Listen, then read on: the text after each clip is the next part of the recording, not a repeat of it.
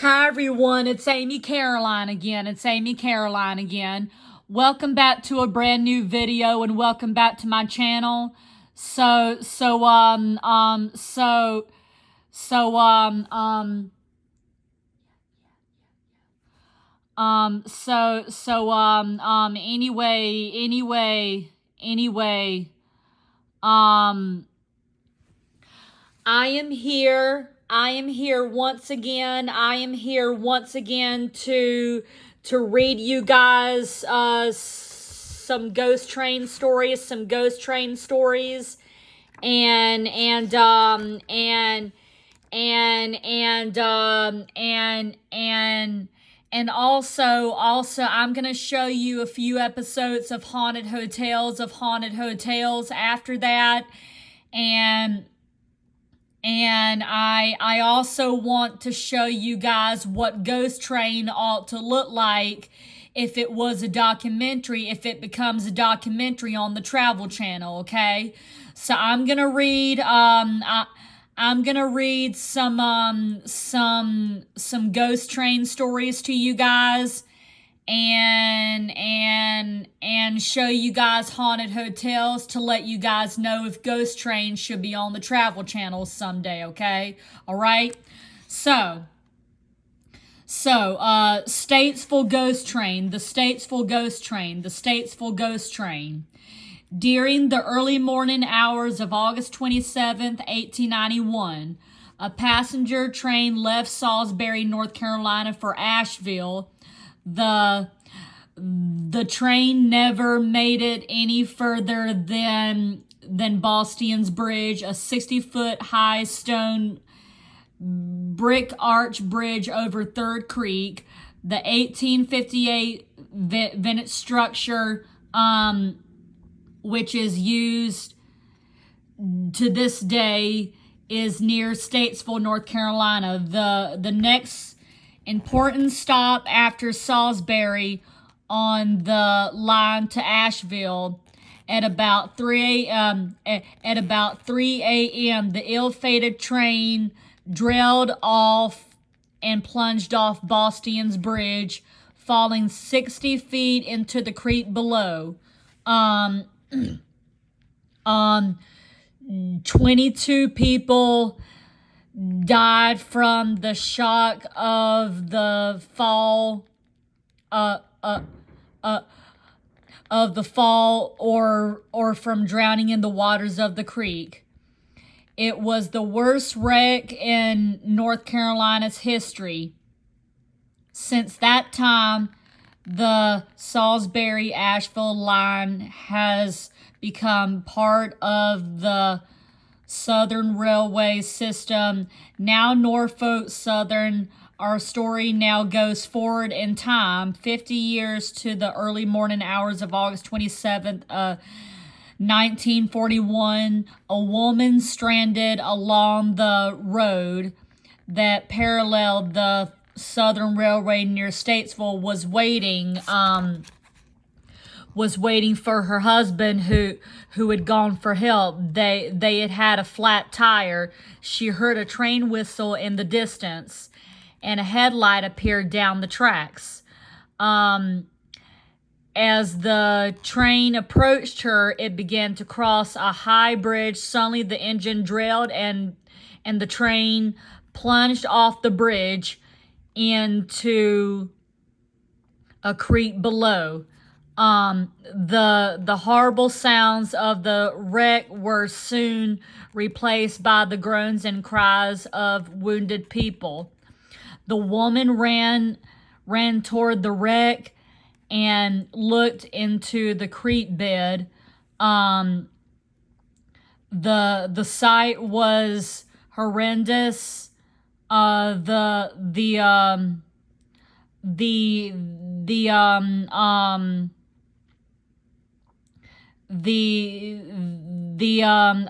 engine tender and passenger cars were a twisted mass of wreckage that was quickly being flooded by the waters of the creek. So just then she heard a car pulled up behind her, and she ran towards it, screaming that a terrible wreck had just happened. Her husband was in the car with a stranger who owned a nearby country store. The men went to look at the ravine below, but there was nothing there. There was nothing there. Apparently, the train had been a ghost train reenacting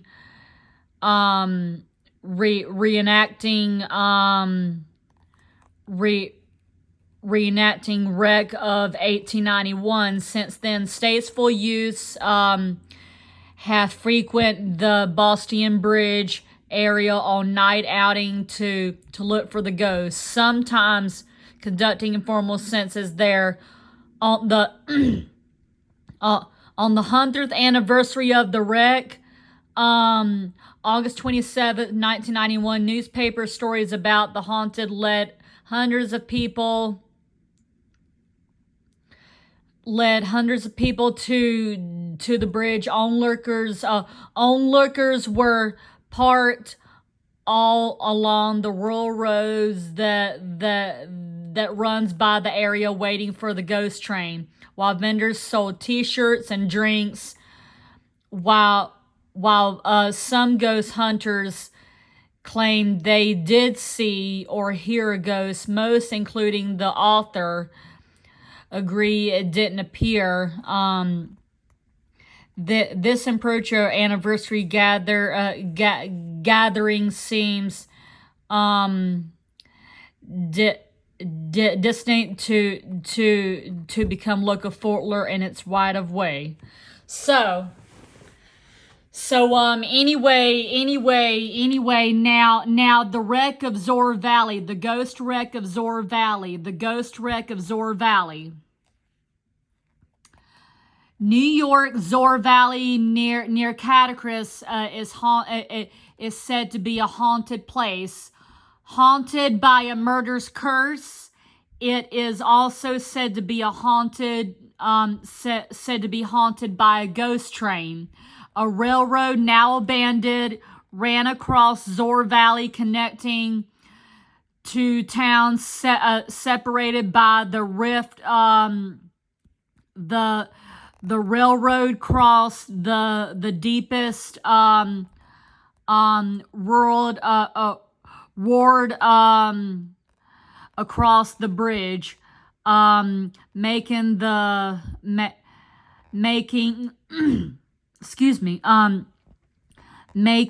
ground tremble so much that folks living in cabins above the valley could feel it. One dark, foggy night, the train approached the trestle at 10 o'clock, right on time. Too late, the engineers saw that the trestle was out. Instead of the usual rumble, that night, folks heard a horrible crash of iron on iron as the entire train tumbled into Zoar Valley. People could also hear the screams and groans of the frightened, the wounded, and the dying. Today, most of the cabins that once perched above the valley are gone, as are the trestle and the train. But if you go to the valley at 10 p.m. on a dark, foggy night, you'll hear the train crash and the passengers scream. You'll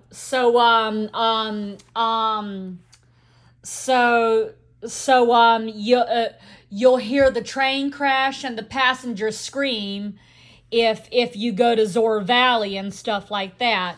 And if you're in Statesville, North Carolina, you'll see the train.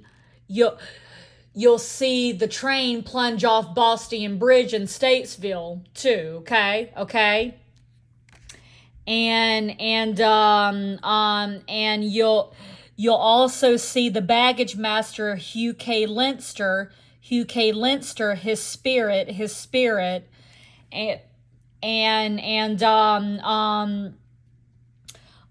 so So you'll actually see the spirits of these ghosts if you go to Statesville and if you go to Zor Valley, okay? So now I'm gonna show you what I want Ghost Train to look like by showing you guys haunted hotels and some episodes of haunted hotels. So that way, Ghost Train can be a documentary on the Travel Channel, okay? If it ever gets on there, and if you work for the Travel Channel company, if you work for the Travel Channel company, then please put Ghost Train on the Travel Channel. Please put Ghost Train as a documentary with season episodes on the Travel Channel, just like Haunted Hotels was, okay? So let me give you an example of what I want Ghost Train to look like by showing you guys haunted hotels. So here's the example right here. Here we go. Is there a time to relax in a beautiful setting? Golf, swimming, rambling, and ghosts. This is a tour of a very different kind. In England, a young maidservant may forever roam this country mansion, trapped by a fiery inferno from long ago. In the American South, this bed and breakfast is said to be home to a murderous spirit who lingers at the site of her unspeakable crime. There are some spirits that consider you an uninvited guest, and sometimes they let you know it. And in New England, peering eyes from beyond keep watch as guests pass through their former home. Journey into a realm of fear, where phantoms roam and terrifying tales come alive.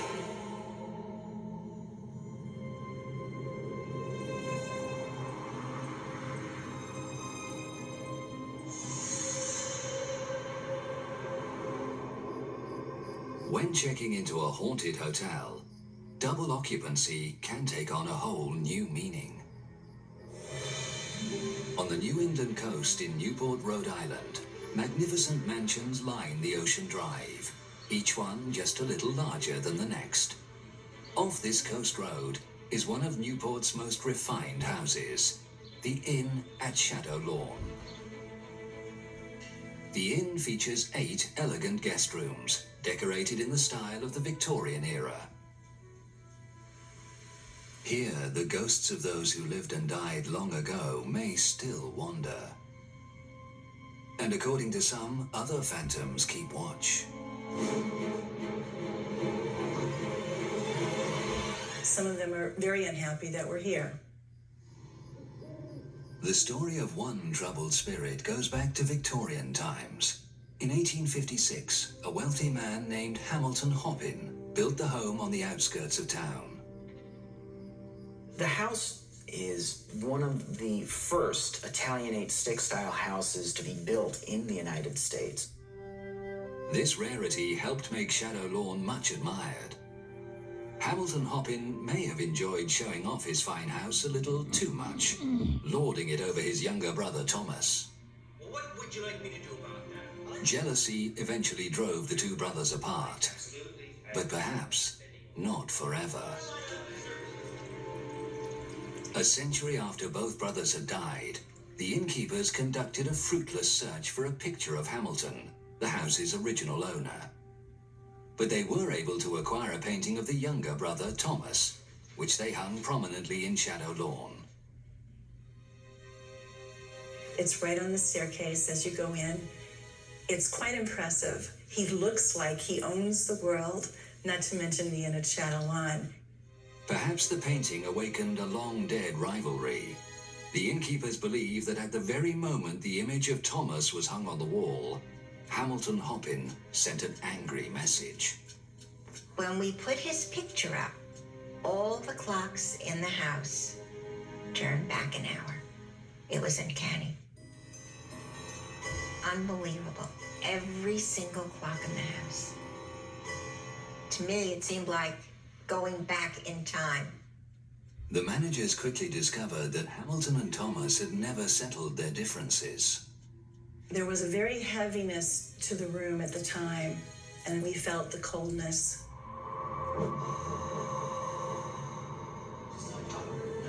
What they saw next would haunt them forever.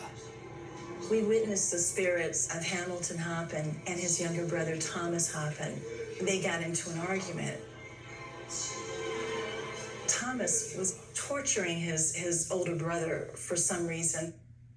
The hoteliers say that as long as Thomas has a place in the house, Hamilton will never rest in peace. And that the brothers keep a close eye on one another and all who enter the home. I feel that he's looking at me going up the steps when I get to that picture. And when I come down the steps after checking in a guest, he's looking at me. But there may be an even darker spirit here. A ghost whose anger can reach into the living world. There are also other spirits here at the Inn at Shadow Lawn that are here because they have no other choice. Each night during the month of June, the innkeepers go to bed asking themselves one question. Will tonight be the night when she returns? Haunted hotels can make for unusual holidays. In Newport, Rhode Island, the Inn at Shadow Lawn appears fated to play host to a wronged woman.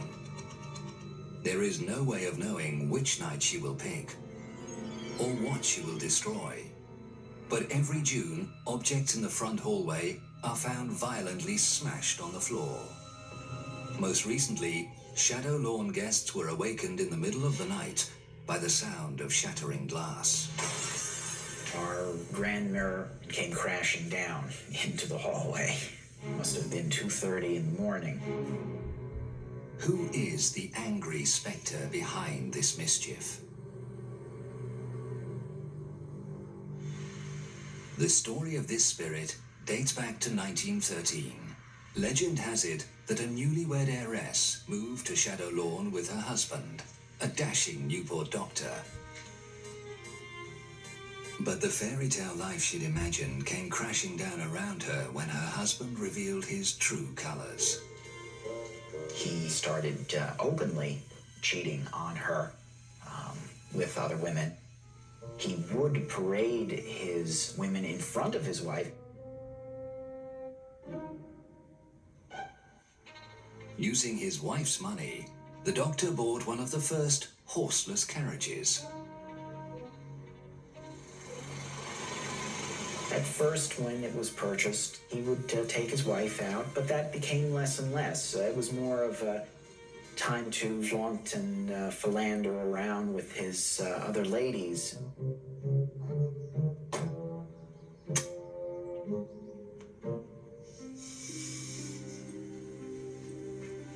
The home where the newlyweds were meant to grow old together became a cold and lonely place, and the lady of the house began to change. She became very secluded, stayed away from people, stayed in her room, didn't really talk to anyone. Every day, the doctor's wife would stand by her window, watching, waiting for her philandering husband to return. And the rage inside her grew. Until, on a warm day in June, the doctor returned home from one of his afternoon trysts. This time, someone was waiting for him in the bushes.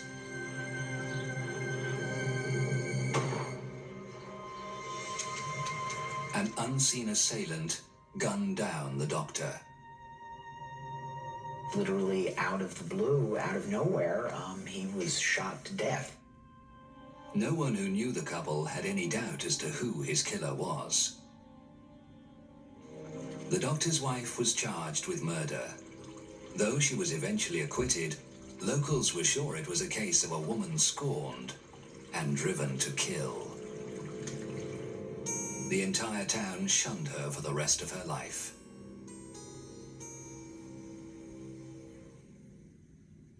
The innkeepers believe that each June she returns to Shadow Lawn to tell her side of the story, that the doctor left her no other choice.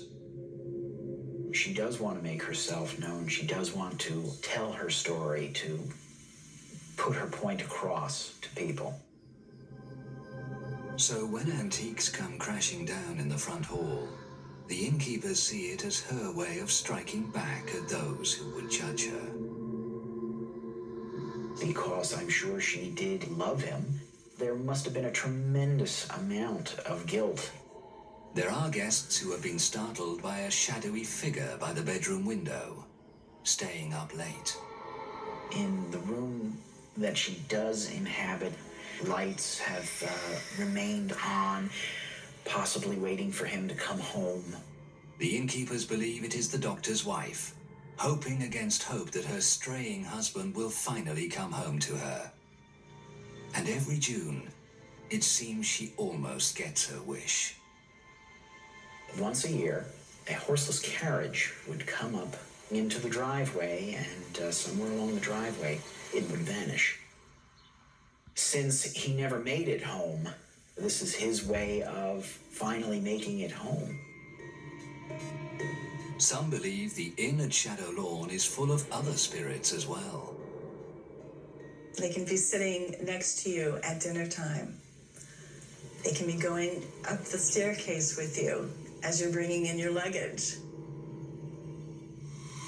But be warned, these ghosts have their own ways of letting you know they were here first.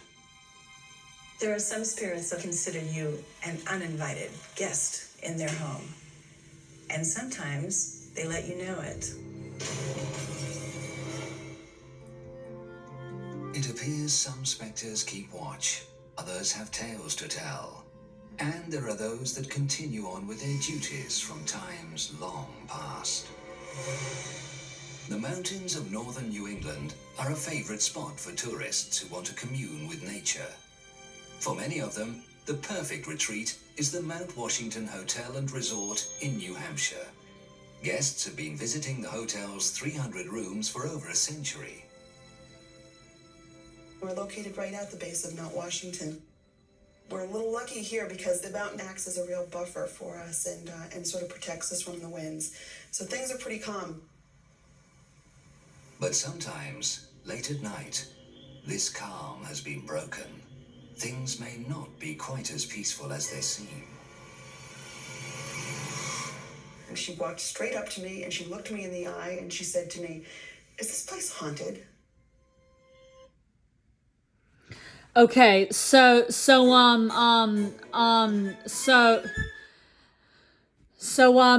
gonna stop there.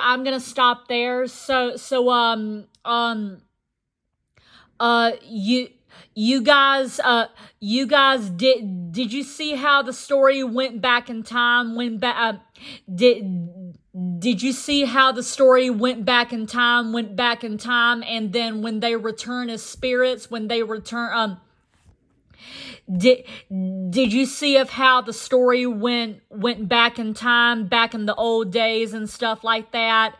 And did you see the ghost and the apparitions appear after they died and stuff like that? Did you guys see that? Well, guess what? That is what I want Ghost Train to look like, okay? That is what I want Ghost Train to look like on the Travel Channel. If it becomes a documentary on the Travel Channel, I want it to have season episodes. Just like you saw on Haunted Hotels. I want Ghost Train to I would really love it. I would really love it if Ghost Train would have season episodes and the stories that I read you and the stories that I read you guys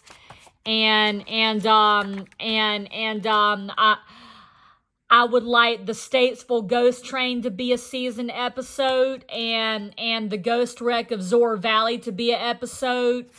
And I would also like it if the Phantom Wreck of Roxburgh, West Virginia, to be an episode too.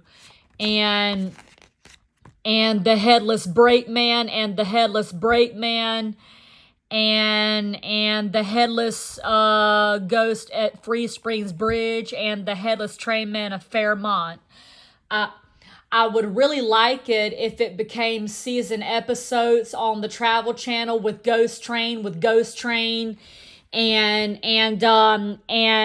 like I said, if you work for the Travel Channel, if you work for the Travel Channel company and you put documentaries on the Travel Channel, please put Ghost Train up, Please put Ghost Train on the Travel Channel. Please put Ghost Train on the Travel Channel, and put all these stories on the Travel Channel also, the ones that I just read you, okay? The ones that I just read you guys, okay? Okay? I'm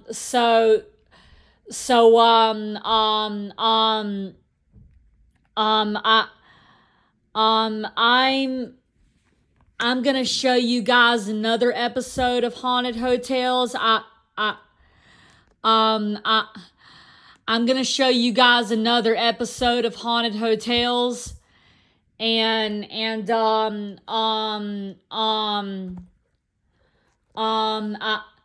I'm gonna show you guys another episode of Haunted Hotels, anyway,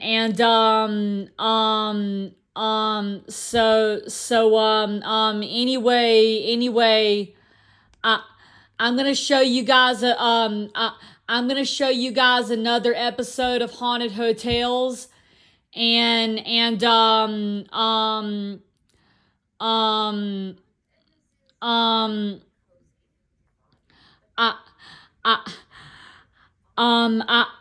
gonna show you guys another episode of Haunted Hotels, and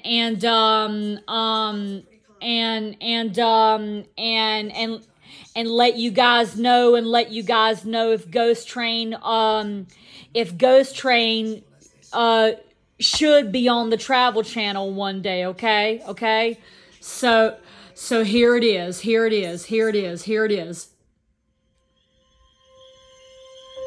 When Mount Washington first opened its doors, its combination of fresh air and luxury attracted America's elite, the Vanderbilts, Astors, and Rockefellers. But it was the hotel's hostess who ensured that such high society clientele returned year after year. Her name was Carolyn, and some say, though she died long ago, she plays hostess still.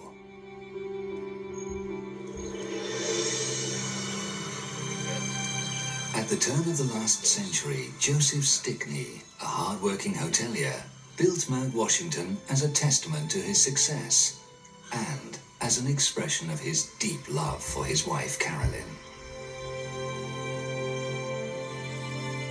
He was the love of her life, and she was the love of his life. They spent a lot of time together. They enjoyed each other's company.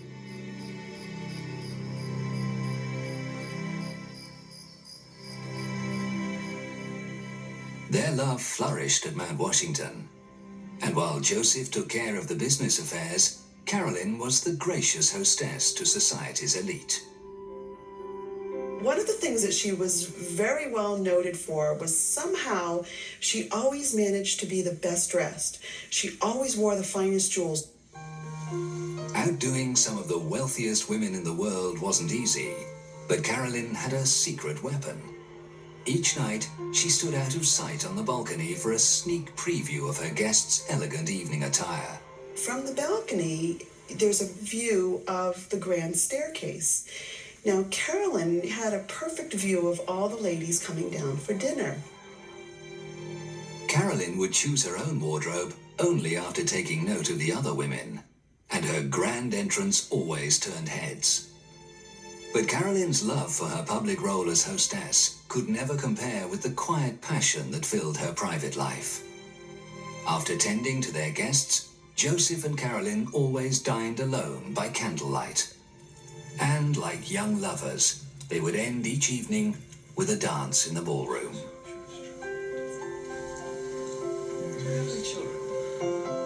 But their epic romance was not to last.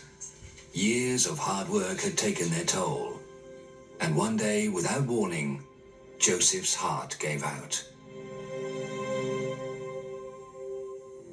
Joseph died in December of 1903, just 2 seasons after the hotel was opened.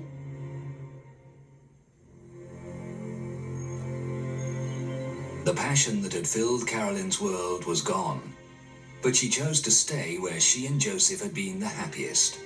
She would still be seen wandering the property and doing the things that they enjoyed together. I think it was a way for her to sort of heal and get through that loss. When at last she died many years later, most assumed Mount Washington had lost its guardian angel. But according to the staff, it seems Carolyn was destined to return. It's the manifestation of a figure passing by out of the corner of your eye. It's the turn of a doorknob or the jingle of a key. It's just these little signs that let us know that Carolyn's around. But some of Carolyn's signs are not so subtle.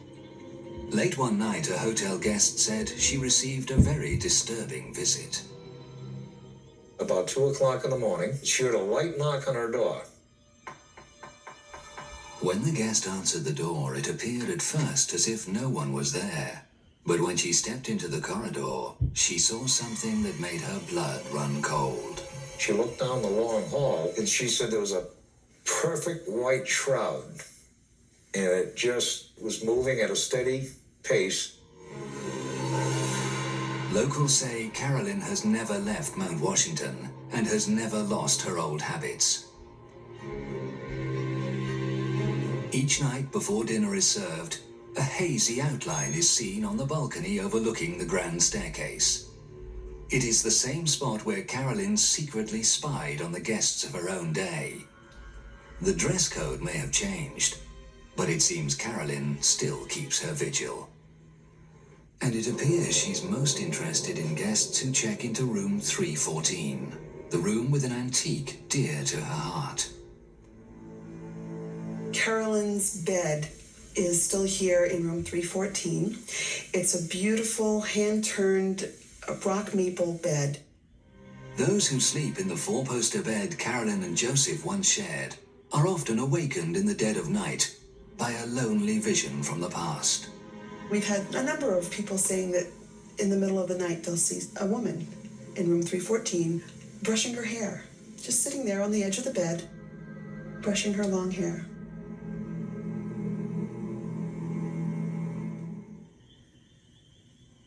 Night staff at the hotel say they have tried to trace romantic music that drifts through the halls, only to find the tune transcends space and time.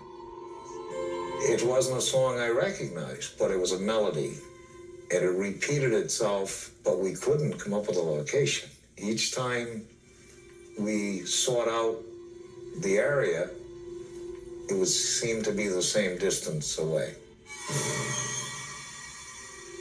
And it's not just haunting music.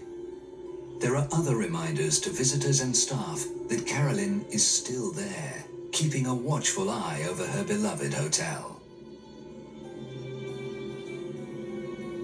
Now, on a night that it was a full moon, and the windows rattling, you would find yourself definitely looking over your shoulder more, hearing a few more noises that you didn't hear earlier.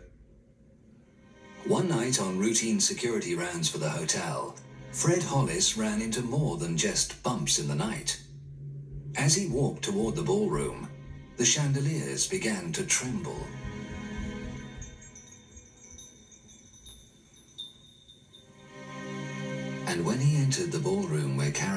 Joseph once danced, for a moment, the past seemed to cross over into the present.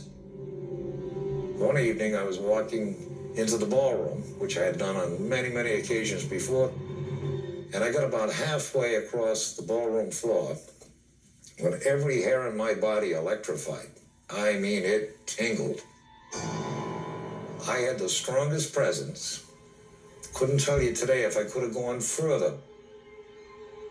Really no explanation. It appears Carolyn will never abandon Mount Washington or forsake the greatest love of her life. I think the reason that Carolyn haunts this place is this was where her heart was. This was where her Joseph was. In some hotels, things aren't always... Okay, so I'm going to stop there again. And I'm going to read you guys one more story. And then I'll be finished. So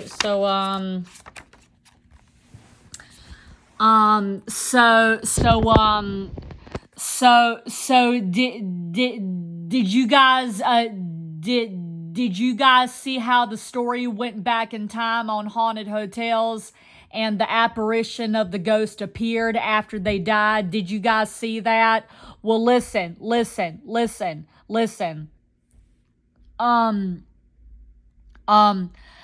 I'm gonna read you guys this ghost story,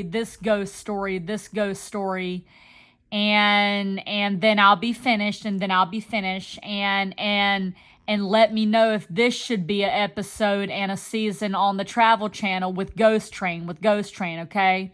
So this story is called The Headless Brakeman, right here, The Headless Brakeman, okay?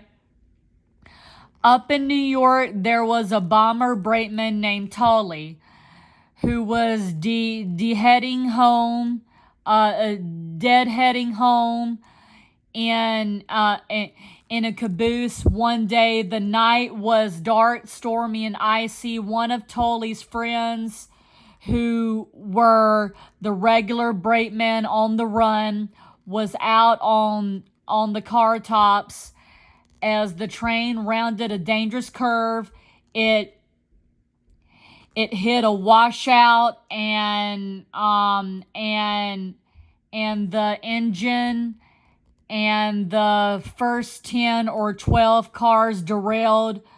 Tully, who was unhurt, walked up the train to see about his friend. The unfortunate brakeman was lying under one of the cars, decapitated. The shock of seeing his friend killed made Tully settle down.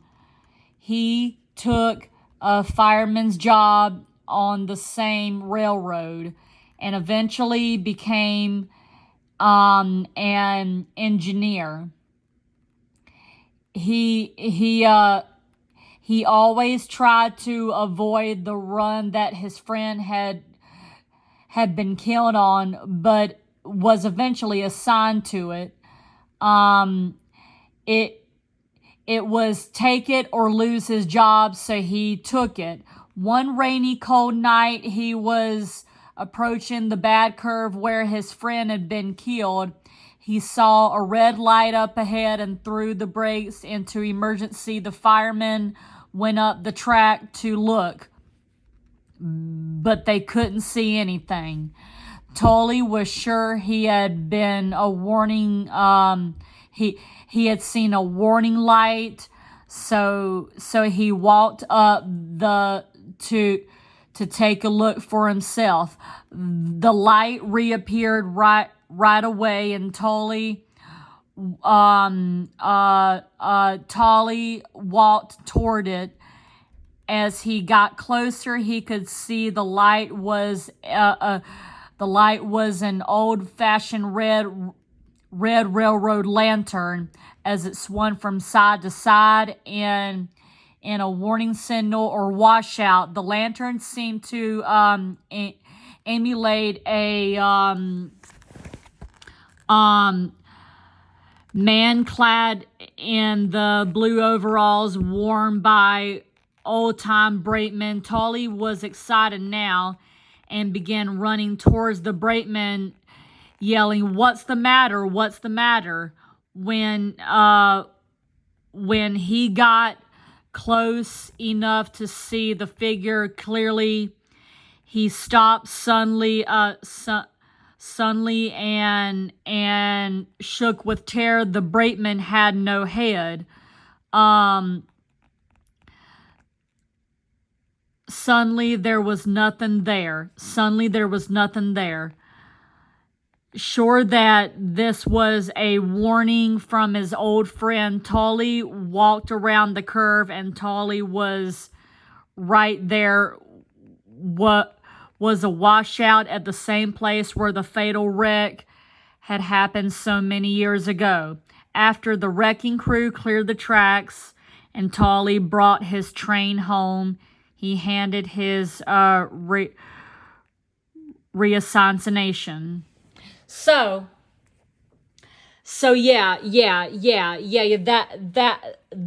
is what I want Ghost Train to look like. That is what I want Ghost Train to do, and that is what I want Ghost Train documentary to do on the Travel Channel. That's how I want it to look like.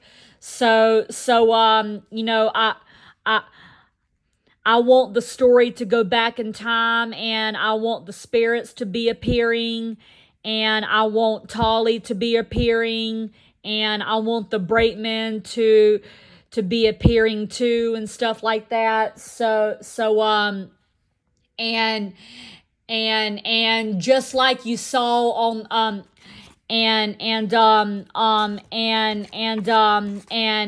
and just like you saw with the Statesville Ghost Train and the ghost wreck of Zoar Valley, I want I want the apparition of the train to appear, and I want the apparition of the train to appear, and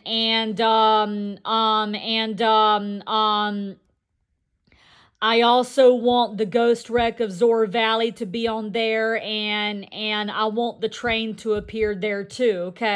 Okay, and you'll and I want people to go to the valley at 10 p.m. on a dark foggy night. On a dark foggy night, you'll hear the train crash and the passenger scream. That is what I want Ghost Train to look like. Okay. That is what I want Ghost Train to look like. Okay, that's what I want it to look like. Okay, just like you saw right here on Haunted Hotels.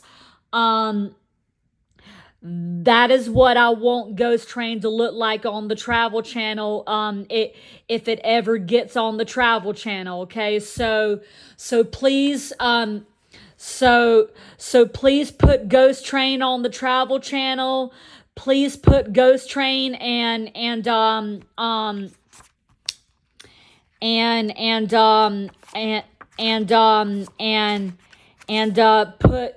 put this episode, put the Statesville Ghost Train on there, and put the ghost wreck of Zoar Valley on there, and also put the headless brakeman on there, and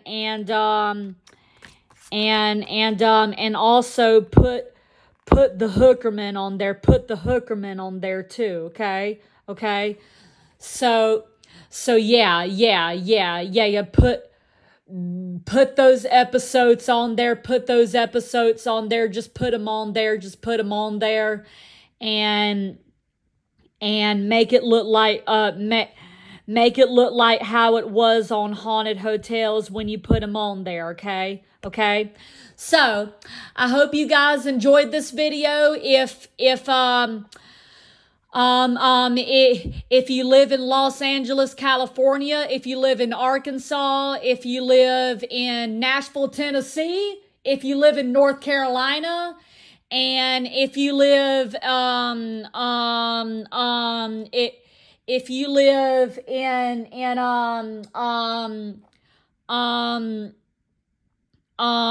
if you live in North Carolina, and if you live in New York City, if you live in New Jersey, and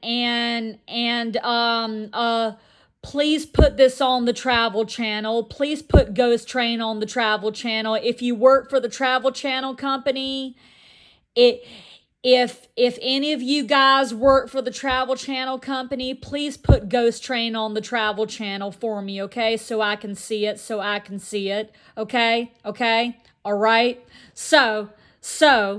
Anyway, give this video a thumbs up, give it a thumbs up, subscribe, and ring the bell. And I'll see you guys later tomorrow for some more ghost stories and some more videos and vlogs, okay? Okay, bye everybody. Bye.